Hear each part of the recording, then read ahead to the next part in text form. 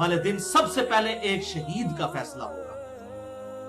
शहीद, आज भी जिहादी तंजीमें लोगों को घेर घार के ले जाती है ना शहादत के नाम के ऊपर।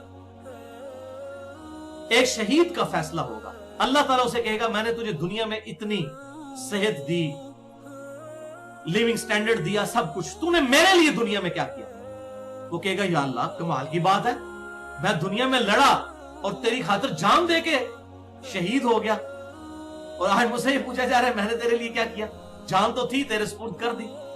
अल्लाह ताला फरमाएगा नहीं, तूने दुनिया में जान इसलिए दी थी ताकि लोग तुझे बहादुर कहें, और दुनिया में तुझे बहादुर कह लिया गया तो दुनिया वालों से अजर ले चुका। आज मेरे पास तेरे लिए कोई अजर नहीं, उसे उल्टा मुंह करके दोज़ख में फेंक दिया जाएगा। फिर एक कुरान के आलिम और कारी को बुलाया जाएगा। ये जनाब फजीलत आ रही है। उसको अल्लाह ताला कहेगा तुझे इतना कुछ दिया था, तूने मेरे लिए क्या किया? तो कहेगा या अल्लाह मैंने कुरान सीखा, मैंने लोगों को सिखाया, और मैंने बड़ी तिलावतें की, तुझे तो पता है, बड़ी बड़ी महफिल किरात में मैंने गले फाड़ फाड़ के इको साउंड के ऊपर तिलावतें भी की। ये लादा बात है कि पब्लिक को नहीं पता, लेकिन तुझे तो पता है, लाख रुपया लिया था। ये ब्रैकेट्स में है सारी बात। अल्लाह ताला फरमाएगा तूने दुनिया में कुरान का इल्म इसलिए हासिल किया ताकि लोग बड़ा अल्लामा तुझे कहें, और तूने तिलावत इसलिए की कि लोग तुझे कारी समझें, तो दुनिया वालों ने तुझे अजर दे दिया। इतने बड़े बड़े अलकाब, कुतुबुल अख्ताब, शेखुल हदीस, शेखुल कुरान, कारिउल कुरा, उस्ताजुल कुरा, इतनी लंबे लंबी दुमें जो है वो तेरे नाम के साथ दुनिया में लग गई इश्तिहारों के ऊपर है। तो मेरे पास कोई अजर नहीं तेरे लिए, दुनिया में तुझे अजर मिल चुका, उसे उल्टा मुंह करके घसीटता हुआ दोज़ख में डाल दिया जाए। ये जनाब हाफ़िज़े कुरान और उलमा का ये हशर क़यामत वाले दिन होना है। इल्ला माशाअल्लाह जो अहले हक है उनकी बात नहीं कर रहा, लेकिन आपने पूछना नहीं वो कौन है, मुझे भी नहीं पता। और फिर तीसरा एक सखी को बुलाया जाएगा। उसको अल्लाह ताला कहेगा इतनी दौलत दी थी, तूने मेरे लिए क्या किया? तो कहेगा या अल्लाह कमाल है, जिधर जिधर तेरा हुक्म होता था मैं उधर उधर पैसे खर्च करता था। मस्जिद में मैंने एक नेम प्लेट भी लगवाई थी कि ये वुजू खाना जो है ये फलां साहब सेठ साहब ने बनवाया हुआ है। उन्होंने भी तो यकीन नहीं आता था, प्लेट भी लगी थी, पड़ी नहीं। ये मैं ब्रैकेट्स में बात कर रहा हूं समझाने की। तो अल्लाह ताला फिर वही जवाब देगा उसको कि तूने दुनिया में माल इसलिए खर्च किया ताकि लोग तुझे, एनजीओ तूने बनाई ताकि लोग तुझे कहें कि बड़ा सखी है, तो दुनिया में लोगों ने बड़ी तारीफ तेरी कर ली, तो दुनिया में अजर ले चुका, अब मेरे पास तेरे लिए कोई अजर नहीं है, उसे भी उल्टा मुंह घसीटता हुआ दोज़ख में डाल दिया जाएगा। वलियाउज़ु बिल्लाहि ताला, शहीद भी, आलिम भी और सखी। वलियाउज़ु बिल्लाहि ताला। लिहाजा यहां पर वो थर्ड लास्ट मेरी आज की हदीस 15वीं फिट इन बैठती है, सही मुस्लिम 6543, जो मैं अक्सर लेक्चर्स में बयान करता हूं कि नबी सल्लल्लाहु अलैहि वसल्लम ने इरशाद फरमाया अल्लाह ताला तुम्हारी शक्लों और माल को नहीं देखता बल्कि दिलों और आमाल को देखता। हम दुनिया में लोगों की शक्लें हैं, बड़ा नूरानी चेहरा है, उतना बड़ी गुस्ताख होता है, उतना बड़ा मुशरिक होता है, अपनी इबादत करवाने वाला होता है। ये नूरानी चेहरे। हजरत बिलाल रज़ियल्लाहु ताला अन्हु कितने गोरे चिट्टे होंगे, एक हबशी कितना गोरा हो सकता है, उसके होंठ तो मोटे ही होंगे, रंग तो उसका काला ही होगा, शक्लें तो अल्लाह ने बनाई हुई है, और शक्लों की नूरानियत में कैसे फैसला होता है ये कौन जज कर सकता है? वो तो यहूदी भी बड़े बड़े खूबसूरत है। आप देखें उनकी इतनी लंबी लंबी दाढ़ी है, वेटिकन सिटी में बैठे हुए हैं जो बड़े बड़े पोप, वो भी बड़े बड़े खूबसूरत है। अल्लाह ताला तुम्हारी शक्लों और माल को नहीं देखता, और हम इन्हीं दो चीजों को देखते हैं, बल्कि दिलों और अमाल को देखते हैं। और सेकंड लास्ट हदीस 16वीं, आप सल्लल्लाहु अलैहि वसल्लम ने इरशाद फरमाया, यह हदीस भी बुखारी और मुस्लिम दोनों में है, खुसूसन हुफाज के लिए जिन्होंने हिफ्ज किया हुआ है। सही बुखारी 5033, सही मुस्लिम 1844।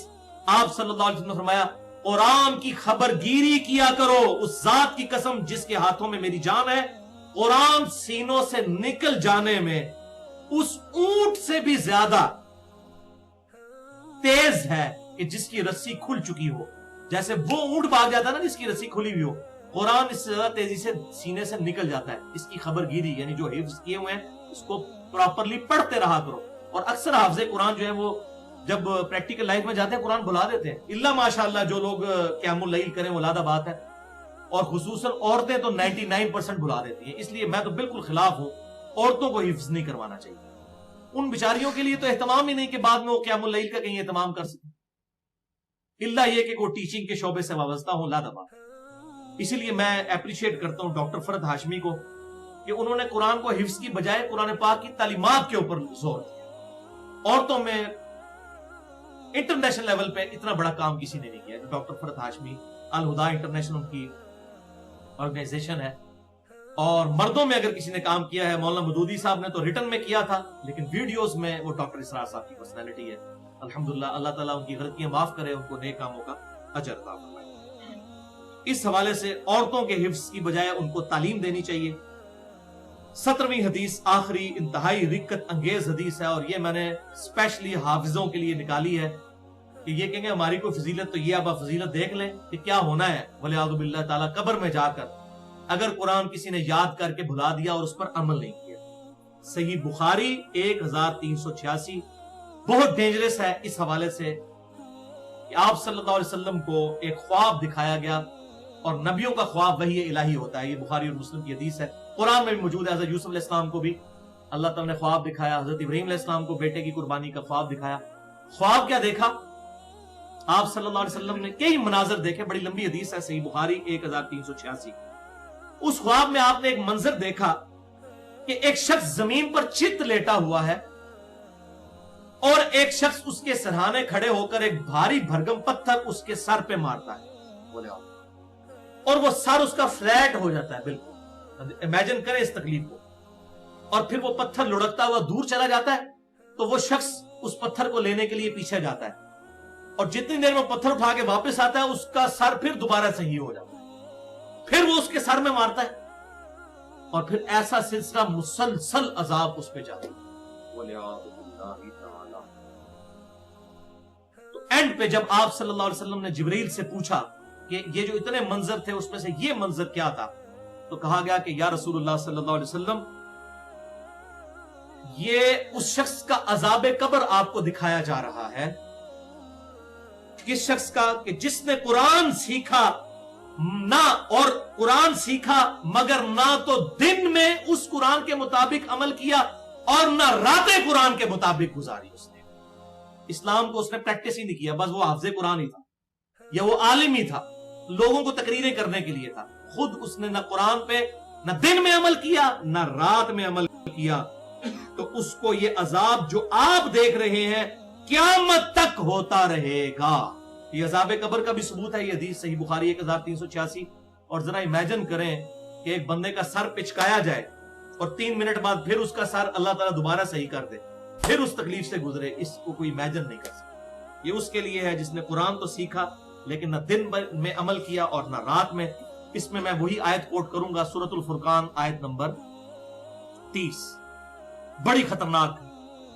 قیامت والے دن آپ صلی اللہ علیہ وسلم اپنی امت کی شکایت کریں گے, اور یہ آیت شروع اس طرح ہوتی ہے کہ اس دن ظالم شخص اپنا ہاتھ منہ میں ڈالے گا اور کہے گا کاش میں نے دنیا میں رسول اللہ کا راستہ اختیار کیا ہوتا, ہدایت قرآن کی شکل میں میرے پاس آ گئی, لیکن مجھے میرے دوستوں نے گمراہ کر دیا.